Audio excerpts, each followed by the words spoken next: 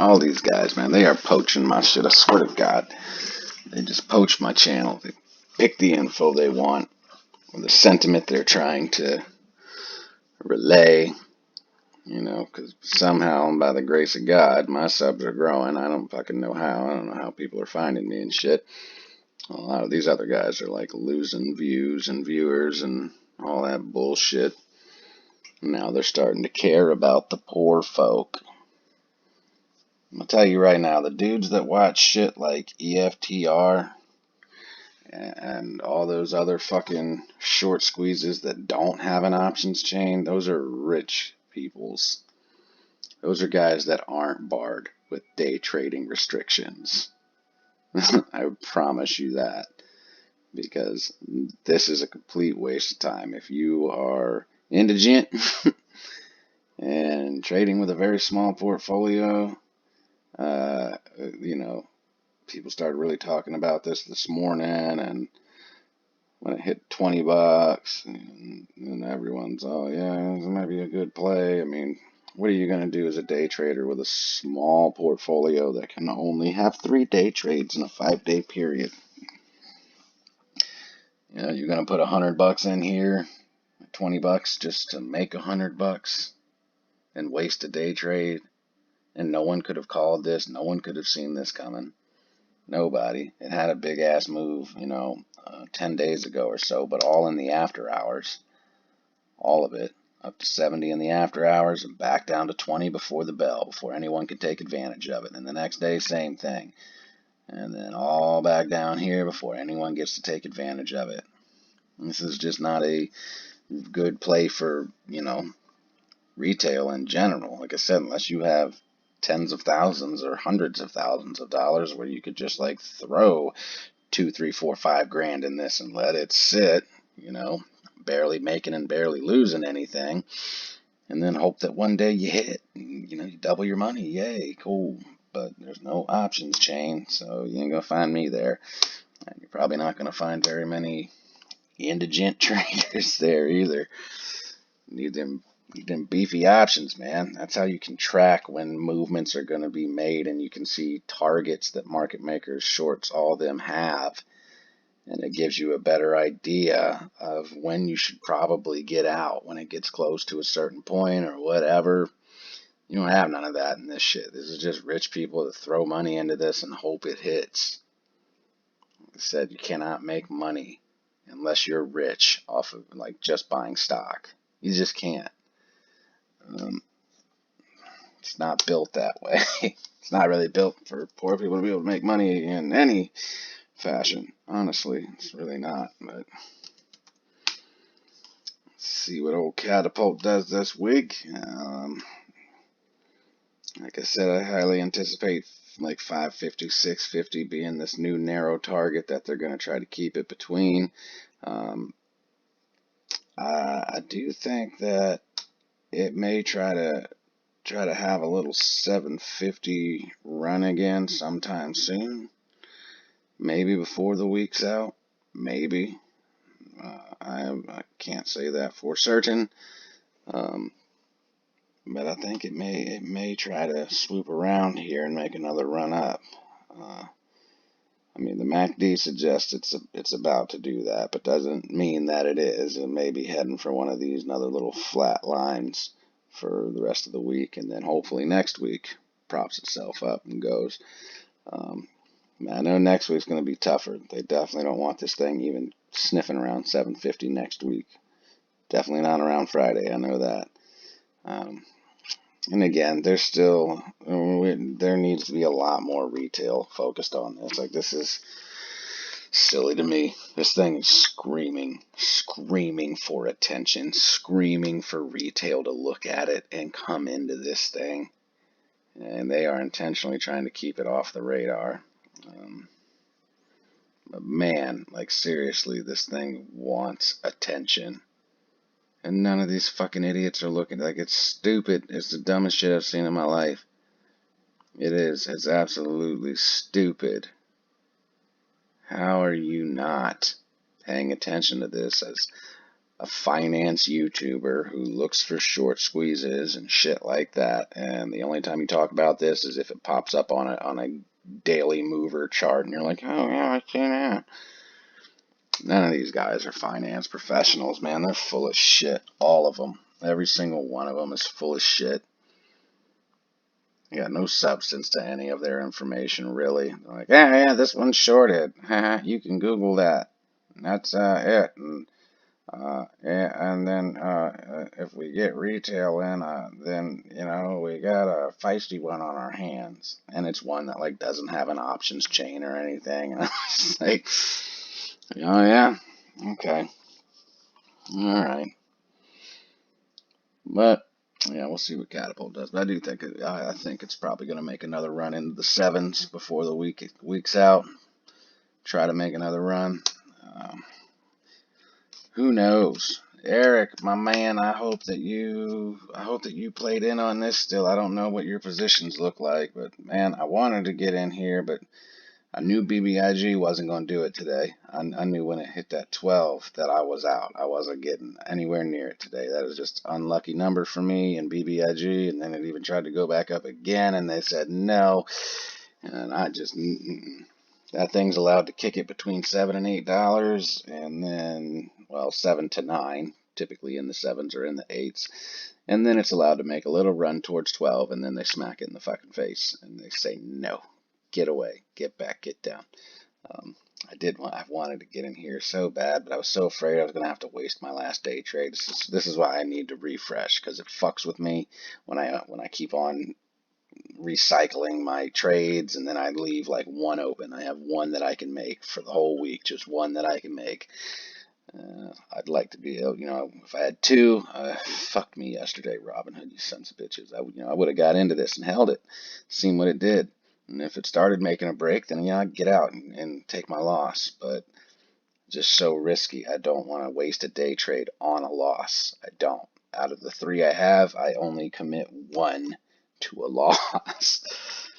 It's no good to waste your day trades on a loss. It sucks. BBIG's done it to me twice. 2 times already, where it caused me to fucking have to waste a day trade at a loss. I hate that. It's the worst feeling in the world. But I hope you got in on this. I do. I hope you're still in and you're making out on this. I was fucking around with AMC when this went down. Or I would have wasted a day trade on this if I was paying attention to it. But nope, school took a lot of time today, and then AMC, literally my eyes have gotten so good at seeing these patterns. Like, this is what I like. I like when AMC does this. It starts out strong, gets hit, goes up, and goes down. And then at the end of the day, somewhere in the last hour, it starts its trend back up and finishes probably right about here where it would have finished. That's kind of where I figured it would have gone. But as soon as I looked at the chart, I didn't even look at it for a minute. I was like, oh, yep, that's the point where I need to get in. It was like right here. I was like, yeah, I'm going to buy my contracts now to get rid of tomorrow. And why I was trying to buy them. Like, I hit buy and it wouldn't go through. And I was like, what? And all of a sudden, I look at the refresh it, and it's like in 47.20 something or whatever, when it was at like 46.70 when I was trying to get in. And I was like, oh my god. And then I finally got in somewhere in here. And then it went up and it was like $150 in profit, and I just still didn't want to waste a day trade. I wasn't getting in here to waste a day trade. I was getting in here to ride it until the morning. So I didn't have to waste a day trade. And of course it gets hit back down here. And that's probably going to be the signal of a downtrend into the 45s again. They're probably going to kick it down in there. And then it'll get its buying push up in the morning up to where my contract was. But I would say at this point I'm like 90% comfortable if people are buying long positions. I can't afford them. I just can't. I can't even afford long positions in AMC anymore. I can't. Like, the only ones I can really afford are the absolute asinine ones at the very, very top of the options chain. I can really only afford to play AMC a week or 2 out, and that absolutely sucks. It really fucking sucks. Like, I'm not even going to be able to really benefit when this thing blows again. It's not. Like, I'm not going to have the money to be able to benefit. Like I said in my last video, it's like, you need a lot of money. I mean, if you had like $5 grand, you could make a nice chunk of change when this thing blows. Um, Even if it just keeps stepping upward like they're doing, if you had that kind of money, you can make a nice bit of change there for yourself. But there's just no way to tell how any given week's going to go. If you can only trade into the next week or buy contracts into the next week, unless they're absolutely stupid, ridiculous ones, which I'm not fucking with, it just makes it very, very difficult. So, but either way, like I said, I got into the contract here, and where it closed at today, it was still profitable. There was still money in it, and it was a not super out of the money, not like way out of the money, but definitely about twice as much as what I typically am comfortable going out on a strike price with. And if you follow my videos or watch any of my shit, then you would know roundabout where I got my calls at, what strike price I chose. So that does that right there. It's good news, you know, that this whole thing didn't completely kill the options I got here. It actually still held value, which is very, very good.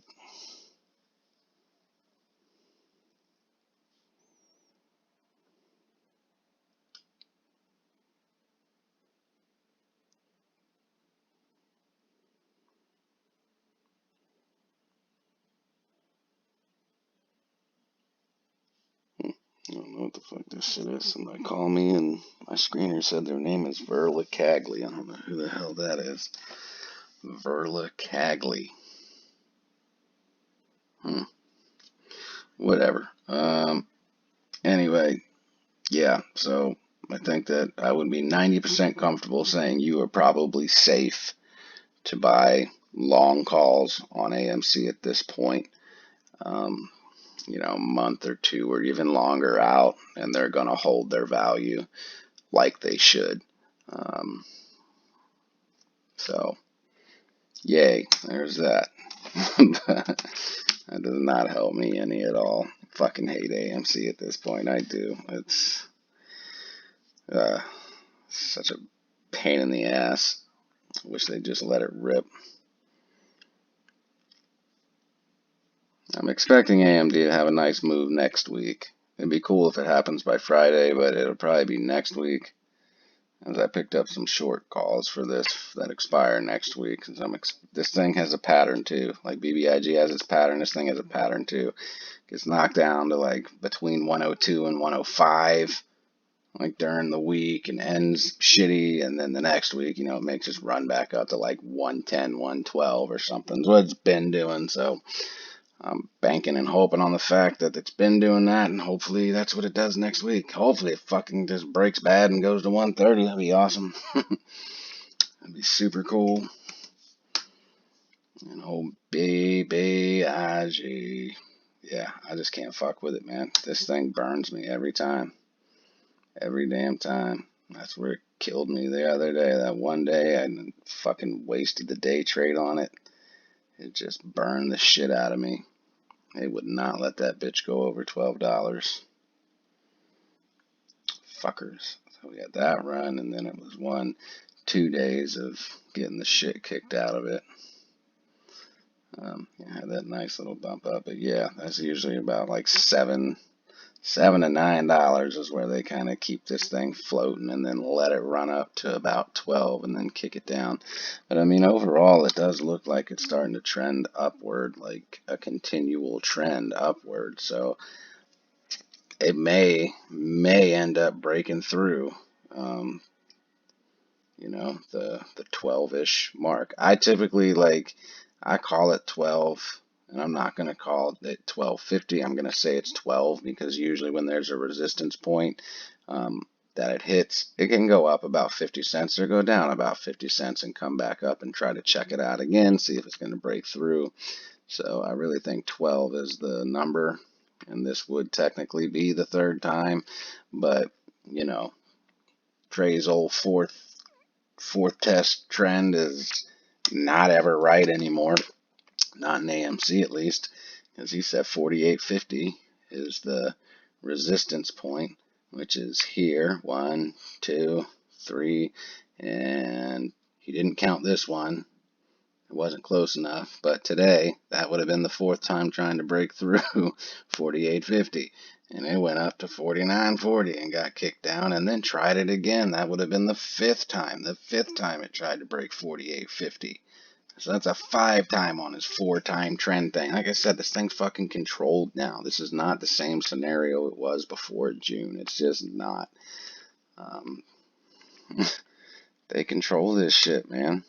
So now I guess that's going to have to be the new now point of resistance is 49.50 or 49 in general maybe. 49 is where it's at. It tried to go through, couldn't. Now this is the second time, and then, 2 more times. Going to have to come up 1 more time and probably not break, and then on the 4th time it will.